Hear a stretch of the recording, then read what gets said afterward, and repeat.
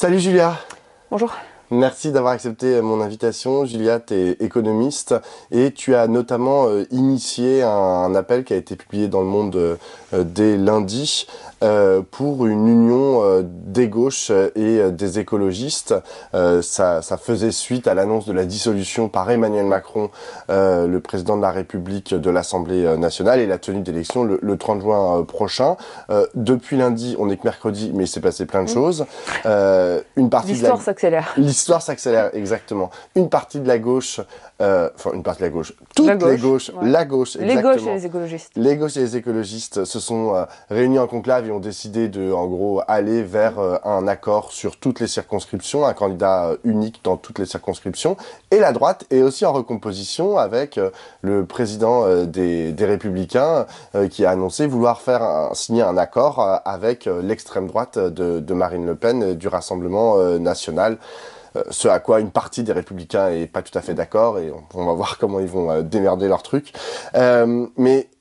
D'abord une première question, qu'est-ce que cette recomposition, comme tu dis, avec une accélération de l'histoire, dit du moment politique qu'on est en train de vivre? En fait, on retourne vers une bipolarisation gauche-droite. Voilà, la tripartition, ça faisait longtemps qu'elle était extrêmement fragile. Le centre mou d'Emmanuel Macron est en train de disparaître. Aujourd'hui, c'est plus Emmanuel Macron la principale force d'opposition à l'extrême droite. Emmanuel Macron, aux européennes, c'est 15% dans les urnes. La principale force d'opposition, c'est la gauche réunie. Ce qui est en train de réussir le Rassemblement national, c'est l'union des droites. C'est l'union des droites, mais dominée par l'extrême droite. C'est une union des droites extrêmement dangereuse. C'est ce qu'on a vu en Italie avec Giorgia Meloni, c'est ce qu'on a vu aux Pays-Bas et ce qu'on a vu pendant des années en Hongrie ou en Pologne. Donc contre ça, il faut quoi? Il faut l'union des gauches, c'est essentiel. La gauche divisée, elle va se faire laminer. La gauche divisée, c'est un ensemble de petits nains. La gauche unie, elle peut créer une dynamique qui peut l'amener à la victoire dans 3 semaines. Ce qu'a fait Emmanuel Macron, c'est jouer au poker avec la démocratie. Moi, j'ai rien contre la dissolution en soi, c'est un outil qui est dans la Constitution, on peut l'utiliser. On laisse pas 3 semaines pour faire campagne. Point. On ne laisse pas 3 semaines pour faire campagne. Ça, c'est un déni de démocratie. On n'a jamais eu une campagne législative aussi courte. C'est même pas 3 semaines de campagne, c'est à peine 2 semaines de campagne. Les dépôts de candidature, c'est dimanche prochain. Les gens qui n'étaient pas inscrits sur les listes électorales, on leur a donné 24 heures pour s'inscrire sur les listes électorales. C'est de la folie. Bon, il l'a fait, maintenant on n'a pas d'autre choix que 1. Une union des gauches et des écologistes, 2. Garantir les conditions de la victoire par rapport à l'extrême droite. Et pour ça, moi je pense que 1. Oui, il faut déconstruire le discours de l'extrême droite, c'est important, mais ça ne sera pas suffisant. Ce qu'il faut faire, c'est donner des raisons au peuple français de voter pour la gauche. Donc il nous faut un certain nombre de propositions fortes d'ici quelques jours pour que chacun, chacune, chaque citoyen, chaque citoyenne, chaque membre de la société civile puisse aller convaincre chaque électeur, soit les abstentionnistes d'aller voter, soit tous ceux qui votent aujourd'hui pour le Rassemblement national, pas parce qu'ils sont racistes. Je ne dis pas qu'il n'y en a pas qui sont racistes, mais il y en a beaucoup qui ne sont pas racistes. Ils votent pour le Rassemblement national à cause de problématiques de pouvoir d'achat, parce qu'ils sont abandonnés, notamment en termes de services publics. Il faut les convaincre que la bonne réponse à leurs difficultés actuelles, ce n'est pas le Rassemblement national, mais c'est la gauche. En 2022, pour les législatives, il y avait aussi une union des gauches et des écologistes, ça s'appelait la NUPES à l'époque. Ça a fait long feu. Il y avait un programme sur lequel ils s'étaient mis d'accord pendant... ils avaient travaillé 13 jours, 13 nuits. Ça n'a pas fait la rue Michel, c'est-à-dire que derrière, il y a eu 150 députés de cette NUPES, mais ça n'a pas fait la majorité à l'Assemblée nationale. Qu'est-ce qui a changé en fait? C'était une problématique complètement différente. Mais tu dis il faut que le projet soit désirable, le projet va être le même. Non, mais c'était pas pareil. En 2022, il y a eu les législatives. Ces législatives, elles sont venues après les présidentielles. On sait qu'en général, les gens aiment donner une majorité au président après les présidentielles.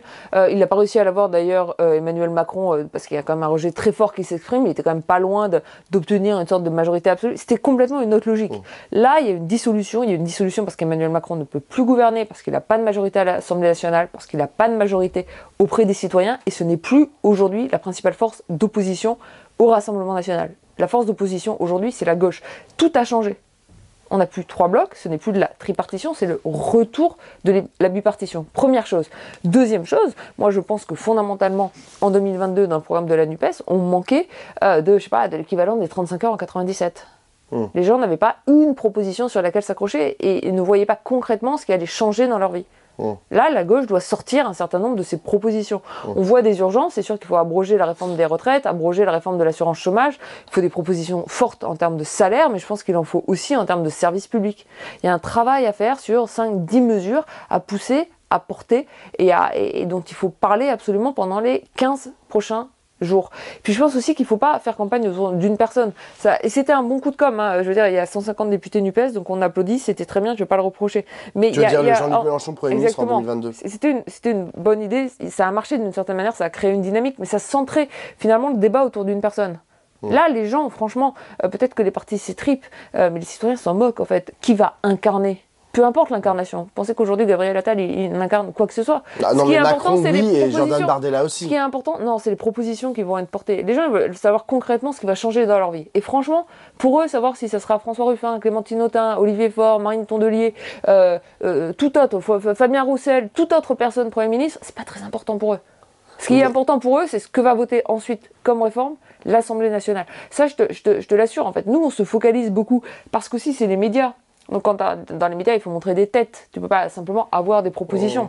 Mais les gens, ce qui les intéresse, c'est de savoir ce qui va changer dans leur vie. Oui, mais tu me dis, il faut une proposition aussi claire que les 35 heures. Si je prends par exemple l'extrême droite, franchement, je suis bien incapable de te donner une mesure comme ça, à part qu'ils sont des gros racistes, des xénophobes et qui veulent foutre tout le droit par terre, tu vois. Le parti, il ne faut pas les électeurs, ça c'est la première chose. Oui, mais qu'est-ce qu'ils veulent, enfin, qu'est-ce que... Le rejet. Les gens, je ne sais même pas s'ils sont pour ou contre la réforme des retraites. Les gens, ils en ont marre de la politique d'Emmanuel Macron.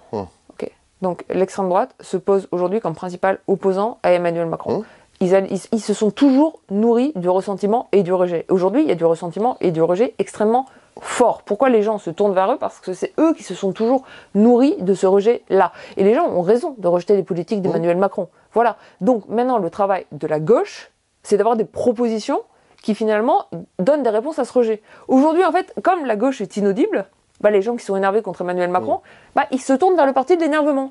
Bon, si la gauche est audible, avec des propositions fortes et les mêmes finalement motivations du vote en termes d'abandon sur le territoire, désindustrialisation, non-accès aux services publics, avec les mêmes propositions fortes, vous avez des électeurs qui peuvent se retourner, se tourner vers la gauche. Moi, ce que je te dis, c'est que l'extrême droite aujourd'hui n'a pas de proposition forte. Oui, mais c'est pas là-dessus qu'ils attirent des électeurs, c'est sur le rejet. Et donc, pour que les gens, avec le même rejet, passent de l'extrême droite à la gauche, c'est la gauche qui doit porter les propositions. J'ai une dernière question, Julia. Il y a pas mal de un peu de responsables de la gauche, je pense notamment au Parti socialiste, qui disent que cette alliance, cette union des gauches, elle n'est pas possible. Et d'ailleurs, c'est repris par une partie de la droite et des médias dominants qui disent vraiment c'est l'alliance de la carpe et du lapin, ces gens n'ont jamais été d'accord, etc. Et puis en plus, il y a des antisémites et des sociaux-libéraux, donc qu'est-ce que ça fait tout ça ensemble ? Qu'est-ce que tu leur réponds ? Est-ce que la façon dont se sont passés les rapports entre ces différents partis ces derniers mois, ces dernières années, il faut mettre tout ça à la rivière, comme dirait Jean-Luc Mélenchon. Parce que oui, il y a 3 semaines. Enfin, je veux dire, est-ce que les campagnes se sont déroulées dans de bonnes conditions ? Non. Est-ce qu'il y a eu des propos qui n'auraient pas dû être tenus ? Oui. Est-ce que la LFI aurait dû être plus claire sur l'antisémitisme ? Oui. Est-ce qu'elle devrait répéter aujourd'hui, jour et nuit, justement, pour finalement dépasser ces erreurs que le Hamas est une organisation terroriste et qu'il lutte contre l'antisémitisme, non à l'antisémitisme, non à l'antisémitisme, non à l'antisémitisme matin, midi et soir ? Oui, et d'ailleurs dire non à l'antisémitisme, non à tous les racismes, non à la haine contre les musulmans, non aux discriminations, toutes les discriminations, y compris contre les minorités, que ce soit des minorités racisées, voilà, donc on va le dire, on va le répéter, il faut le mettre au centre, mais il faut dépasser ça, parce que ça c'est ce qui est utilisé par la droite pour faire en sorte que l'union des gauches n'existe pas, il faut être plus intelligent que ça. Ok, on pourrait faire tous une grande psychanalyse collective, si on avait 3 ans, on n'a pas 3 ans, on a 3 semaines. Donc fondamentalement, en 3 semaines, il faut dépasser les contradictions. Ensuite, il y a plus qui rassemble aujourd'hui, je suis désolé, Raphaël Glucksmann et Jean-Luc Mélenchon, que ce qui les oppose à l'extrême droite. C'est quand même ça l'essentiel. Et même chez Raphaël Glucksmann, il faut écouter la fin de sa campagne sur les européennes. Qu'est-ce qu'il nous dit sur l'Europe, Raphaël Glucksmann ? On dit c'est un social-libéral. Il dit, faut du protectionnisme environnemental, social, fiscal aux frontières. Qu'est-ce qu'il nous dit Jean-Luc Mélenchon depuis des années sur l'Europe? Plan A, plan B, c'est quoi son plan B? Plan A, plan B, c'est du protectionnisme social, environnemental, fiscal en frontière. Donc ensuite, on peut être plus proche politiquement de Glucksmann ou de la ligne LFI. De toute façon, la gauche, elle doit s'unir. Glucksmann lui-même, il perdra. La LFI toute seule, elle perdra. Le PS aussi, Europe Écologie Les Verts. Donc il y a plus qui nous rassemble. On verra où le barycentre va tomber. Mais ça sera une fois que les députés seront élus. Et tant mieux si pendant 5 ans et pendant un quinquennat ou jusqu'en 2027, on n'a pas des députés godillots. Donc dès que quelqu'un lève la main, comme sous le quinquennat Hollande, on dit c'est horrible, c'est un frondeur, bah, ils débattront, ils trouveront le point d'équilibre. Il y aura de la démocratie, c'est ça la démocratie. La démocratie, c'est aussi une majorité à l'Assemblée qui n'est pas d'accord sur tout, qui débat, qui met des amendements, et ensuite ça fait des propositions. Le point d'équilibre, on le trouvera dans l'hémicycle. Mais là, l'urgence, c'est de s'unir. On est bien d'accord que jusqu'aux élections, l'objectif, c'est pas de résister, c'est de gagner. Ah, bien sûr. Et quel autre objectif aujourd'hui? Mais non, mais vous avez une opportunité historique qui est dingue, en fait, fondamentalement. On s'y attendait pas, et ça aurait été mieux que Macron fasse pas ça avec les conditions dans lesquelles il le fait. Maintenant, en fait, on a la possibilité, le 7 juillet prochain, d'avoir une alternance avec la gauche. Donc faisons tout pour que cette alternance avec la gauche ait lieu. Là, les responsables de gauche, en fait, de toute façon, dans les 2 prochains jours, ils ont une page de l'histoire à écrire.